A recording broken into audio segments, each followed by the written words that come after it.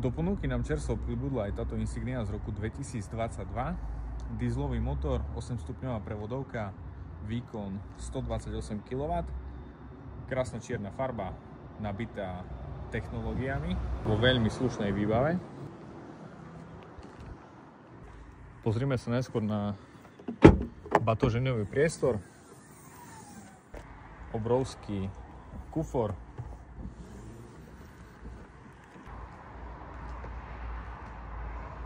bezkľúčové odomykanie, zamykanie dverí, sledovanie mŕtvého uhla, strešné okno.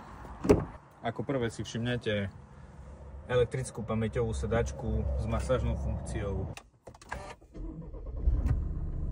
head-up display, ktoré vám ukazuje základné informácie o vozidle, tempomat, vyhrievaný volant, nastavenie tohto predného infotainmentu, všetky 4 okná v elektrike, sklapateľné spätné zrkadlá a nastaviteľné samozrejme taktiež elektrické, stredová palubná doska, infotainment, integrovanú navigáciu, Apple CarPlay alebo Android Auto.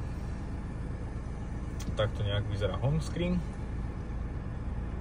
nastavenie dvojzónovej klimatizácie, vyhrievané a ventilované predné sedačky a vyhrievané čelné okno, jazdné režimy normál, šport, režim tour, automatická 8-stupňová prevodovka, 2x kľúč, skrinky, ovládanie strešného okna.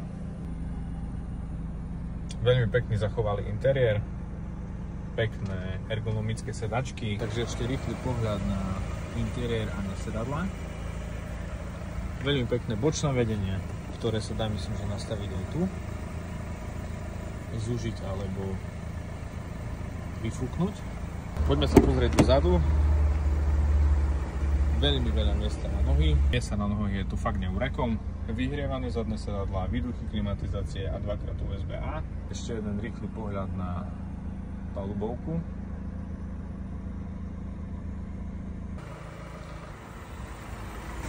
Insigniu sme tu už fakt dlho nemali, preto sa teším, že aj táto vlajková loď do dopu si našla miesto a dúfame, že bude robiť radosť novému majiteľovi. Na stránke maxauto.sk, kde nájdete kompletný popis vozidla, parametre, cenu vozidla a taktiež aj detailné fotografie. Tešíme sa na vás a čoskoro sa vidíme v ďalšom videu.